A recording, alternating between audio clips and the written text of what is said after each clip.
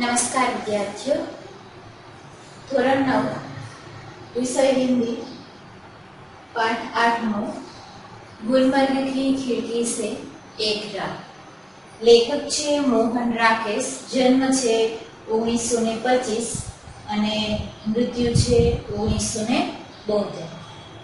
હવે गुलमर्ग की खिड़की से एक रात। लेखक मोहन राकेश, जन्म 1925 અને મૃત્યુ છે 1972। હવે મોહन राकेश का जन्म जालंधर यानी कि पंजाब में हुआ था। इनके पिता व्यवसाय से वकील थे, परंतु उनकी साहित्य में बहुत रुचि थी। अतः राकेश को बचपन से ही घर में पर्याप्त साहित्यिक वातावरण प्राप्त हुआ था। इन्होंने हिंदी तथा संस्कृत में एमए तक की शिक्षा प्राप्त की और तत्पश्चात DAV कॉलेज जालंधर यानी कि पंजाब में हिंदी विभाग के अध्यक्ष के रूप में अध्यापन कार्य किया। इसके बाद कुछ समय उन्होंने उपन्यास और नाटक भी लिखे थे। तब तक इन्होंने साइका कहानी पत्रिका का सफल संपादन किया और बाद में स्वतंत्र लेखन की ओर चल पड़े। कहानी लेखन के साथ साथ उपन्यास नाटक की रचना भी की थी। इनकी प्रमुख रचनाओं में इंसान के खंडहर, नए बादल, एक और आदमी आदि कहानी संग्रह है। अंधेरे बंद कमरे, न आने वाला कल प्रसिद्ध उपन्यास देखने को मिलते हैं।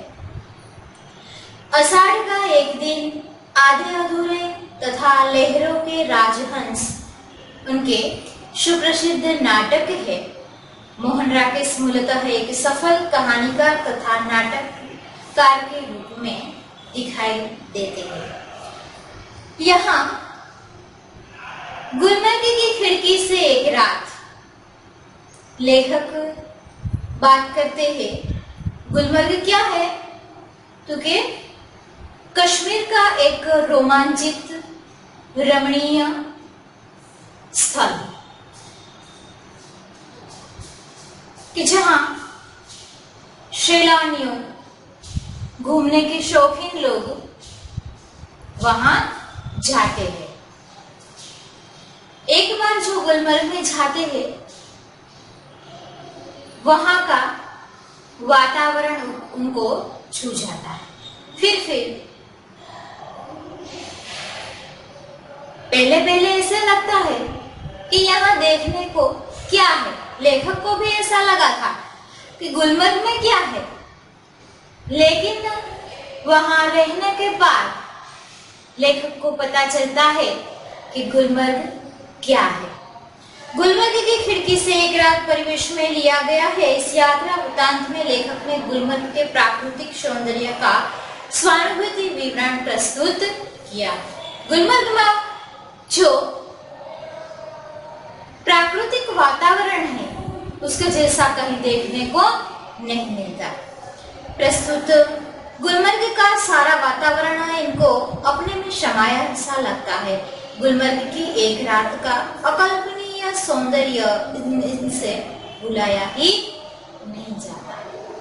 लेखक एक बार गुलमर्ग जाते हैं, वहां का वातावरण उसको इतनी असर कर देता है, वो भूलकर भी उसे नहीं भूल पाता। कवि परिचय પછી આપણે આ પાઠના કવિ શબ્દો છે જોઈ લઈએ, પછી આપણે પાઠ તરફ આગળ વધીએ। શબ્દાર્થ: ઝુરમુટ વૃક્ષોનો સમૂહ, છોડનો સમૂહ, ઝાટી જેને ઘાટી ઝાડી પણ કહી શકાય। सैलानियों यानी कि यात्रालुओं, मुसाफिरों।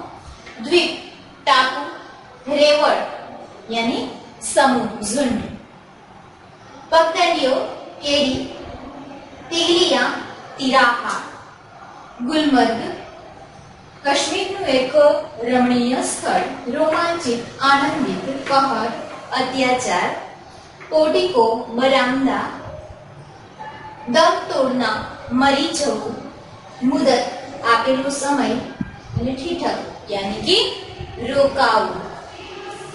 હવે અહીંયા જે છે ગુલમર્ગ કી ખિડકી સે એક રાતમાં લેખક વાત કરે છે કે પોતે છે એ કોઈ કામસર એકવાર ગુલમર્ગ જાય છે અને ત્યાં એને જે અનુભવો થાય છે એનું વર્ણન, કાલ્પનિક વર્ણન જે છે લેખક છે અહીંયા મૂકે છે કે પોતે ગુલમર્ગ જાય છે તો પહેલા તો એને એવું લાગે છે કે અહીંયા છે શું, કંઈ જ નથી એવું એને લાગે છે. જેમ જેમ સમય વિતાવે છે અને ત્યાંના વાતાવરણથી એ પરિચિત થાય છે, ત્યાંના લોકોથી પરિચિત થાય છે અને પછી ત્યાંનું જે પ્રાકૃતિક વાતાવરણ છે લેખકને ખૂબ અસર કરી જાય છે, ખૂબ ગમી જાય છે. હવે એક દિવસની લેખક વાત કરે છે કે ગુલમર્ગ કી ખિડકી સે એક રાત. ગુલમર્ગમાં પોતે જે છે એ હોટલમાં રોકાણા છે અને એના રૂમની જે બારી છે એ બારીની બહારનું જે વાતાવરણ છે એને પોતે નિહાળે છે. એનું વર્ણન છે અહીંયા મૂકવામાં આવ્યું છે કે ગુલમર્ગનું વાતાવરણ છે, આપણે ખબર છે કે ભાઈ કાશ્મીરનું વાતાવરણ છે કે આ પ્રકારનું હોય છે કે ત્યાં છે બરફ પડતો જોવા મળે છે. એટલે કે છે કે ભાઈ એટલું સરસ મજાનું વાતાવરણ હોય, સવારે જે છે લોકો આમથી તેમ દોડધામ કરતા હોય, હરતા હોય, ફરતા હોય, ઘોડે સવારી કરતા હોય છે, બગીચામાં બેઠા હોય છે અને સરસ મજાનું જે વાતાવરણ છે કોલાહલ ભર્યું જોવા મળે છે. સાંજ પડે છે ને એકાએક આખું વાતાવરણ છે એ ક્ષણભરમાં છે એ બદલાઈ જાય છે. ચારે બાજુ જે છે એ બરફ છવાઈ જાય છે અને ધુમ્મસ છે એ જોવા મળે છે.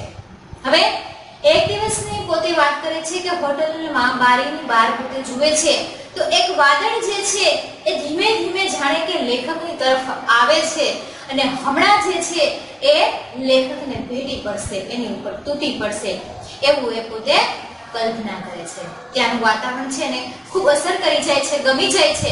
એટલે પોતે છે એ ત્યાંના વાતાવરણમાં જાણે કે રંગાઈ જાય છે, એક વાતાવરણનો ભાગ જ બની જાય છે. એવું કાલ્પનિક વાતાવરણ છે એ અહીંયા મૂકવામાં આવ્યું છે. હવે આપણે પાઠ તરફ આગળ વધશું, પણ આજે જે છે આપણે અહીં સુધી રાખીએ છીએ. પાઠની વાત છે આપણે આગળના પીરિયડમાં કરશું.